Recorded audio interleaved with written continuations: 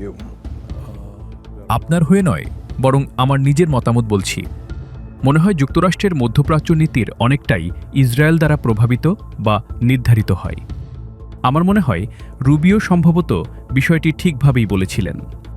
যুদ্ধ শুরু করার সিদ্ধান্তটা মূলত ইসরায়েলেরই ছিল। আর ৪০ বছর ধরে এই মুহূর্তের অপেক্ষায় থাকার পর শেষ পর্যন্ত নেতানিয়াহু যেন তার সেই ইচ্ছাই পূরণ করলেন। মানে, নেতানিয়াহু প্রায় ৪০ বছর ধরেই এটা চেয়ে আসছেন। তিনি তো একসময় বলেছিলেন, যুক্তরাষ্ট্রকে ইরাকে জড়াতে উৎসাহিত করুন, ওটা হবে সহজ ও স্পষ্ট একটি যুদ্ধ। যদি এটা সত্য হয়, তাহলে প্রশ্ন হল, ইসরায়েলের লক্ষ্য কী? তারা আসলে কি চায়? শুধু ইরানের নেতৃত্বকে ধ্বংস করা কিংবা আক্রমণ চালানো নয় তাদের মূল উদ্দেশ্য নয়।